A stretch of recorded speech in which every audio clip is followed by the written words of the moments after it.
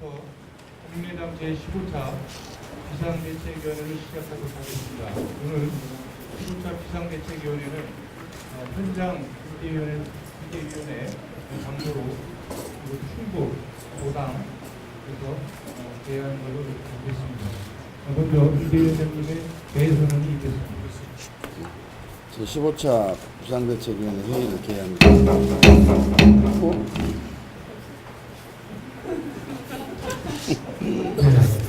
비대위원장님 모든 말씀이 있겠습니다.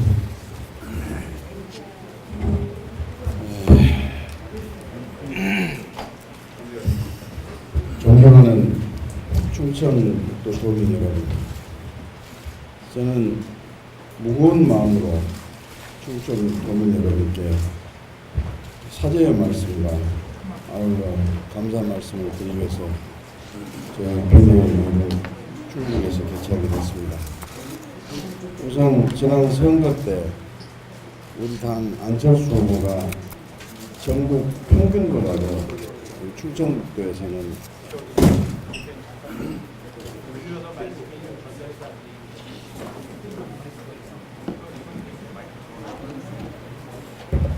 네?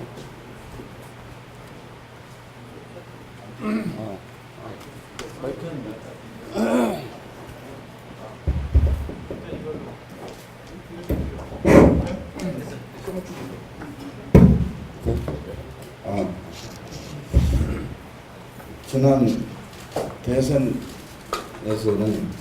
우리 충청도민 여러분께서 우리 당 소속 후보 안철수 후보에게 전국 평균보다도 더 많은 성원과 지지를 보내주셨습니다만 저희들이 역량이 부족해서 대선에 패배를 하고 여러분의 기대를 받들지 못해서 대단히 죄송스럽습니다. 그러나 한편 여러분들이 저희들에게 주셨던 기대, 성원은 잊지 않고 우리 충청북도를 위해서, 대한민국을 위해서 국민의당은 심기일전하고 한국을 탈퇴해서 다시 한번 여러분의 사랑을 받으면서 여러분을 위해서 헌신과 희생할 각오가 되어 있다는 말씀으로 우선 이런 말씀을 드립니다. 또 하나는 저희들도 세상에 어찌 이런 일이라 발생할 수 있겠냐 하는 깜짝 놀라고 충격을 받은 우리 문준용 씨 취업 특혜 비리 의혹과 관련된 조작된 제보에 대해서 저희 당은 이루 말할 수 없는 참담함 속에서 죄송하다고 국민 여러분께 수없이 사죄를 드리고 있습니다. 충청도민 여러분께 진심으로 다시 한번 사죄 말씀을 올립니다. 경위가 어찌됐든 간에 저희 당의 책임하에서 조작된 정보가 국민께 제시가 되고 저희들이 주장을 했던 점은 부끄럽고 한없이 부끄럽습니다. 지금 저희 당의 진상조사 결과는 이임의 당연에 의한 과도한 승리에 집착이 된 결과로 지금 보여진다는 진상조사 결과를 발표를 했습니다. 검찰은 이 부분에 대해서 명명백백이 진실을 가리기 위해서 수사력을 집중하고 있습니다. 검찰이 분명히 진상을 제대로 밝혀줄 것을 기대하고 저희 당은 최대한 검찰 수사에 협력을 하겠습니다. 검찰 수사 결과의 진상이 규명이 되면 당 차원에서 적정한 또 대책을 마련하고 그에 따르는 적정한 조치를 하도록 그렇게 계획을 하고 있습니다. 저희들이 반성 속에서 새로운 기회를 얻고자 노력했던 말씀으로 우선 충청도민 여러분께 다시 한번 무거운 마음으로 사죄 말씀을 올립니다. 어제 북한이 대륙간 탄도미사일을 또 발사를 했습니다. 먼저 한반도와 국제평화를 위협하는 북한의 무고한 도발 행위를 강력히 규탄을 합니다. 평화의 길이 눈앞에 있는데 북한은 미사일의 길을 택하니 제정신이 있는 정권인지 그렇지 않을 수가 없습니다. 비정상 정권의 정신 나간 행동은 이제 여기서 멈춰야 합니다. 북한의 무모한 도발에게는 북한 체제 유지에 절대 도움이 되지 않을 뿐만 아니라 북한의 주민만 더 큰 희생을 당하게 됩니다. 북한의 생존은 핵과 미사일이 아니라 대화와 평화에 달려있다는 것을 명심해야 합니다. 북한이 주장대로 ICBM 기술이 확보된 것이 사실이라면 북핵 문제는 완전히 새로운 단계에 접어들 것으로 우리가 국제사회의 대응도 더 강력하고 더 정교하고 더 현실적으로 대처해야 됩니다. 한미 정상회담에서 남북관계 운전석에 앉아서 주도하겠다고 선언한 문재인 정부는 북한 도발에 우왕좌왕할 것이 아니라 철저히 준비된 압박과 대화의 전략으로 임해야 합니다. 이제부터 어떤 실수도 용납이 돼서는 안 됩니다. 냉정한 현실, 정교한 전략이 필요합니다. 압박을 강화할 때 느닷없는 대화 시그널을 보내는 것도 문제지만 역으로 대화 가능성을 아예 배제하는 것도 문제입니다. 한미동맹에 기초한 강력한 안보 그리고 더 강화된 대북 압박과 제재 중국을 비롯한 국제사회를 움직이는 외교적 노력이 동시에 전개되어야 합니다. 이를 바탕으로 북한이 핵과 미사일을 포기하도록 강제해내야 합니다. G20 정상회의에서 문재인 대통령의 국제 공조 노력이 한층 강화가 되어야 합니다. 이번 독일 함부르크 G20 정상회의에서 미국, 중국, 일본, 러시아와 긴밀히 협의하여 대북 압박을 위한 국제 공제 체제를 확실히 구축해 주시기 바랍니다.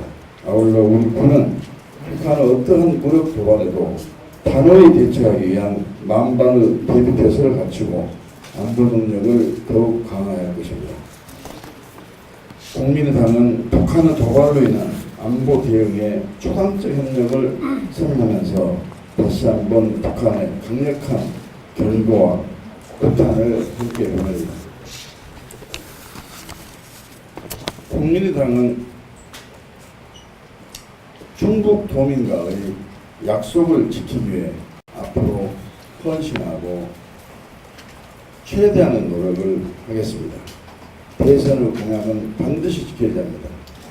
이것이 상식이요 원칙이요 정당의 전리부 목표입니다.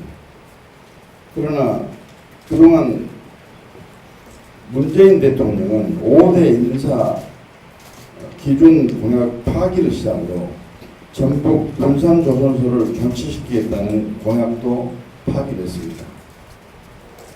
친문 코드 인사로 인사 파행을 저지르고 있습니다.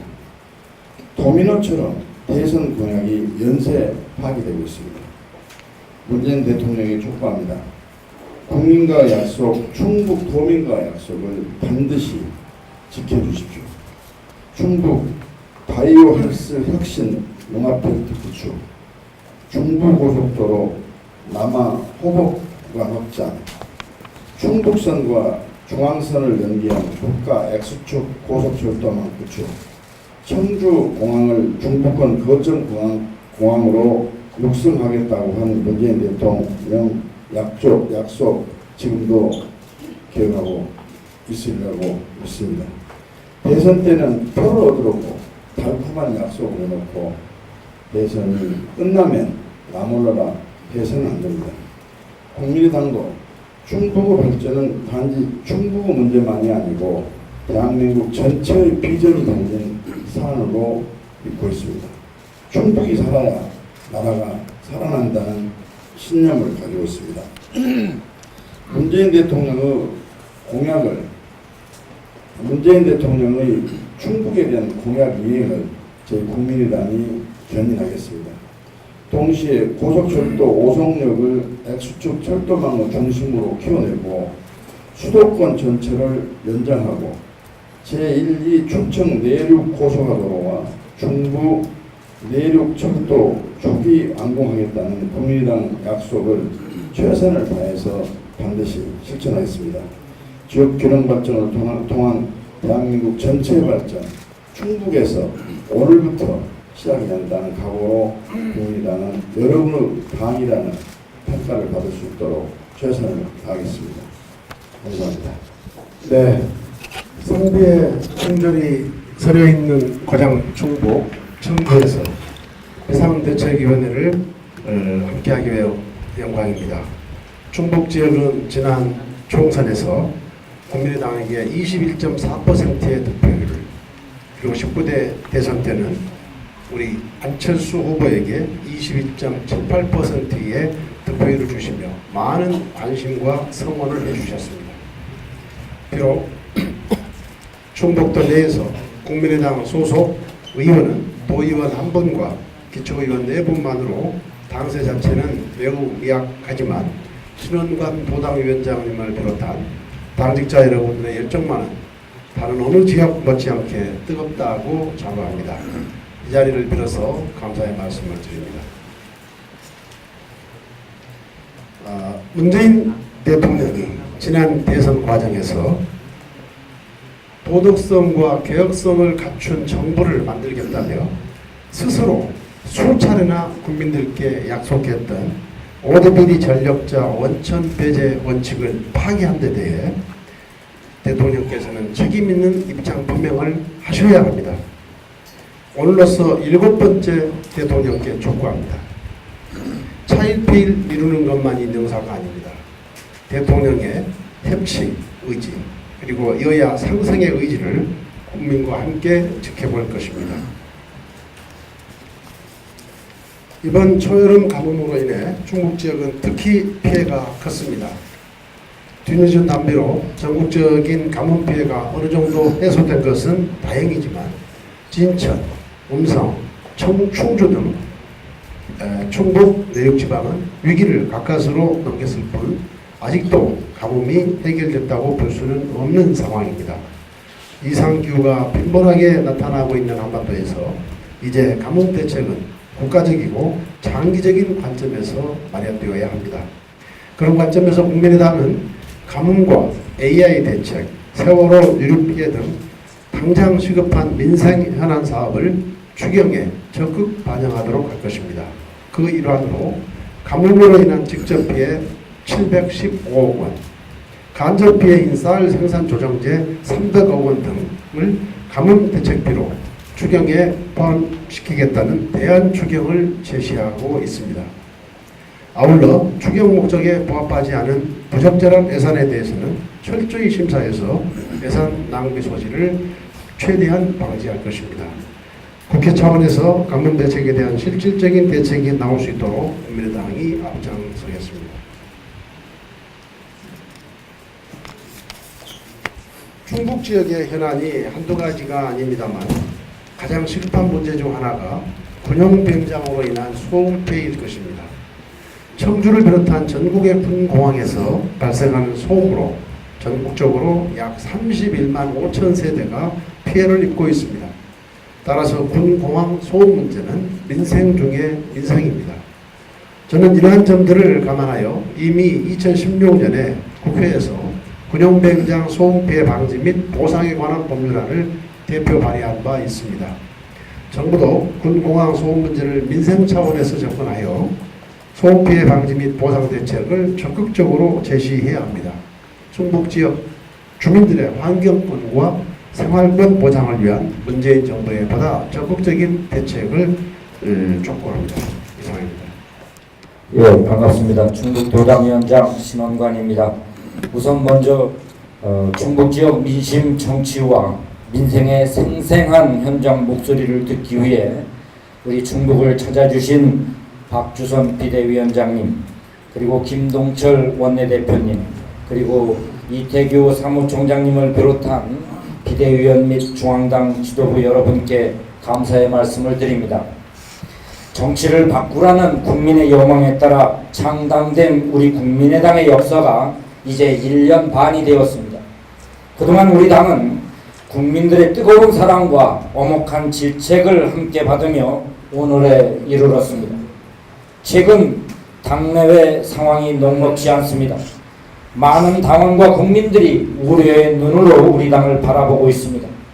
타개가 어려울 것이라고 말씀하시는 분들도 계시고, 난국을 전화위복의 계기로 삼아 다시 신발끈을 동여매고 추스린다면 국민들에게 사랑받는 정당으로 거듭날 것이라고 말씀하시는 분들도 계십니다. 민심은 천심입니다. 국민들의 질책을 겸허히 수용해 잘못된 점은 과감히 시정해야 합니다. 굽었던 부분은 바르게 펴야 합니다.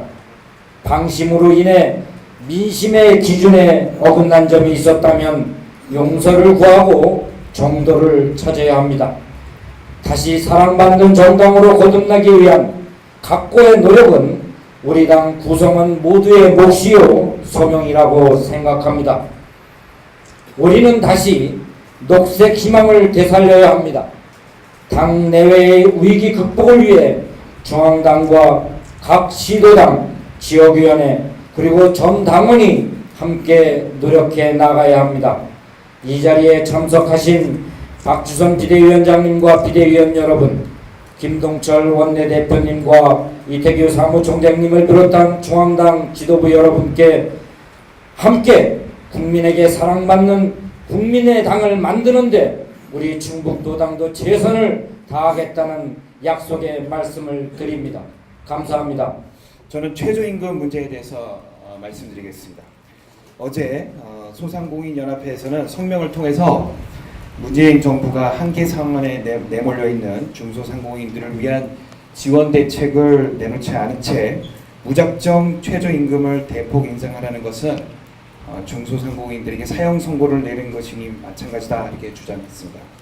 또한 어제 중소기업중앙회가 332개 중소기업을 대상으로 발표한 2018년도 적용 최저임금 수준에 대한 의견 조사에 따르면 최저임금이 고율로 인상될 경우에 대응책으로 56%가 신규 채용을 축소하겠다, 이렇게 응답하였다고 합니다.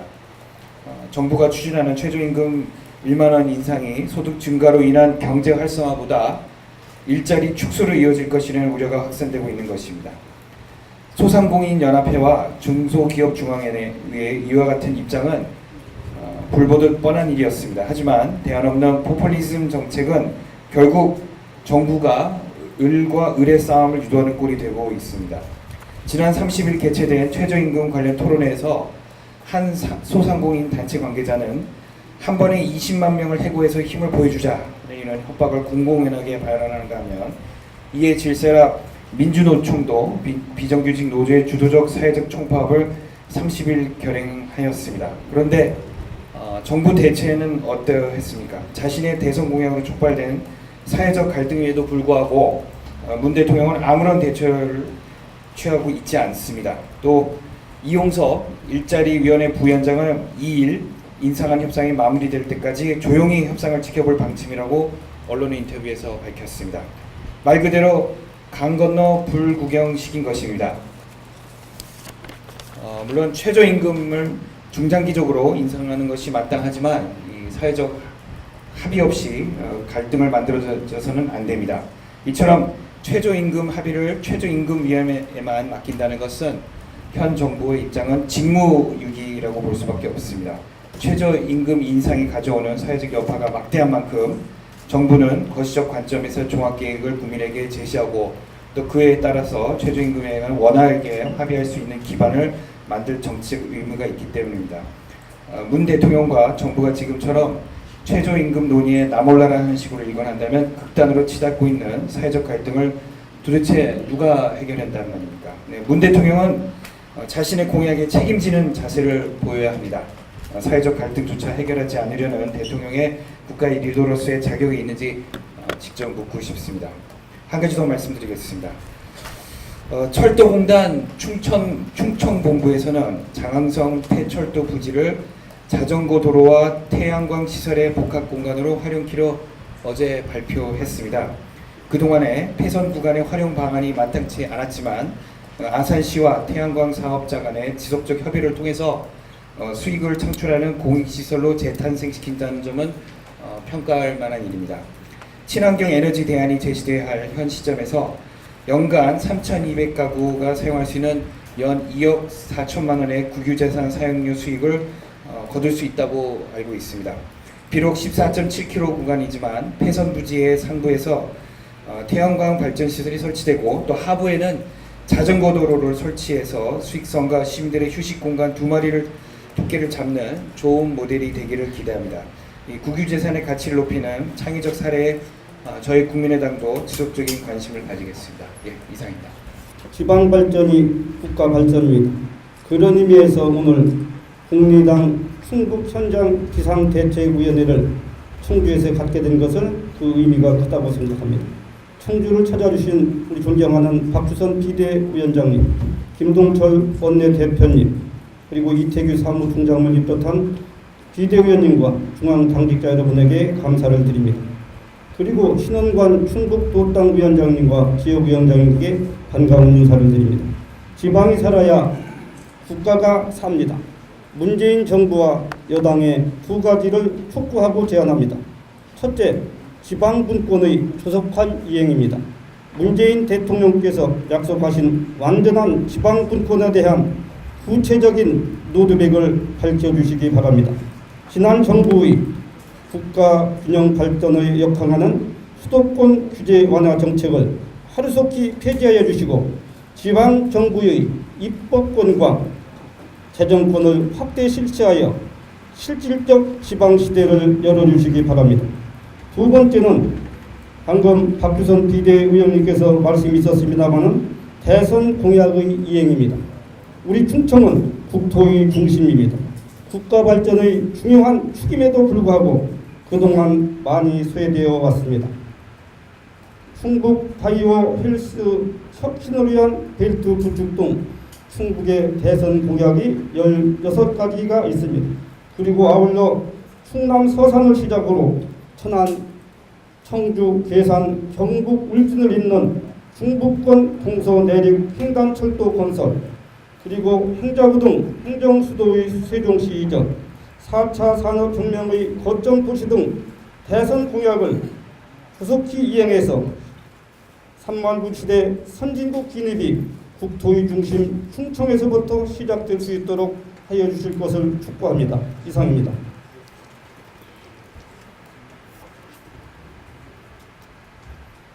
네, 이어서 전진영 비대위원의 말씀 듣겠습니다. 예, 감사합니다. 청주를 비롯한 지역 현안 가운데서 한 가지 말씀드리겠습니다. 홀로 지내다가 무관심 속에 쓸쓸하게 숨지는 고독사가 잇따라 발생하고 있습니다. 지난달 이곳 충북 청주에서 홀로 살던 노인 2명이 사망한 지 수일 만에 발견되는 아주 불행한 일이 있었습니다. 부산에서도 지난달 4명이 고독사를 냈고 오늘 또다시 고독사가 발생했습니다.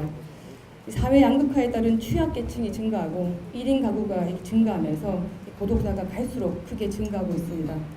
보건복지부의 무용고자 사망자 현황에 따르면 2011년 690명이던 이 고독사 사망자가 2015년에 1245명, 그리고 작년에는 1032명으로 거의 배에 가깝게 증가하고 있습니다. 문제는 고독사가 노년층만의 문제가 아니라는 것입니다. 최근 조사에 의하면 이 40, 50대를 중심으로 한 중장년층의 고독사가 절반에 육박하고 있습니다. 청주시가 최근에 이런 고독사 문제를 막기 위해서 조례 제정에 나섰다고 알고 있습니다. 부산을 비롯한 일선 지자체들이 이 조례 제정과 각종 대책을 내놓고 있지만 현재 이 고독사를 막기 위해서는 많은 역부족이 있는 것으로 알고 있습니다. 고령화 사유로 이미 한국 인구 구조가 진입을 했고요. 또 양극화에 따른 취약계층 1인 가구가 꾸준히 증가하고 있습니다. 이런 현실을 직시한다면 정부가 발빠르게 이에 대한 대응책을 내놔야 한다고 생각합니다. 현재 정부가 지금 독거노인 돌봄 사업을 시행하고 있지만 노인층이 한정되어 있는 정책입니다. 그래서 지금 연령층을 가리지 않고 확산되고 있는 이 고독사에 대한 대응으로는 부실하게 짝이 없다, 이렇게 판단합니다. 참여정부 시절 신자유주의 정책으로 사회 양극화가 지극히 심화되었습니다. 그 책임으로부터 자유로울 수 없는 문재인 정부, 그리고 참여정부 시절 대통령 장문 양극화 민생대책위원회에 참여한 경험이 있는 박능욱 교수를 문재인 정부는 복지부 장관 내정자로 지명하였습니다. 과연 지난 정부에 참여했던 분들이 스스로의 과거 정책의 오류를 인정하고 또 새로운 변화된 복지 정책을 펴나갈 수 있을지 우려가 됩니다. 국민의 삶이 곳곳에서 깊은 시름에 잠겨 있습니다. 문재인 정부는 인기 영합적인 정책, 보여주기식 정책, 이것으로 국민의 눈과 귀를 흐리게 하지 말고 아픈 국민을 먼저 돌보는 필요성 있는 정책들부터 성실히 추진해 나갈 것을 촉구합니다. 국민의당도 국민의 삶을 돌보는데 최선을 다해서 노력하겠습니다. 이상입니다. 네, 이상으로 공개 발언을 모두 마치도록 하겠습니다. 날씨가 굉장히 많이 더운데 위원님한테 상의를 좀 벗고 하시면 좀 어떻겠습니까? 예, 좀 편하신 대로 하시는데 상의를 벗고 회의를 좀 진행.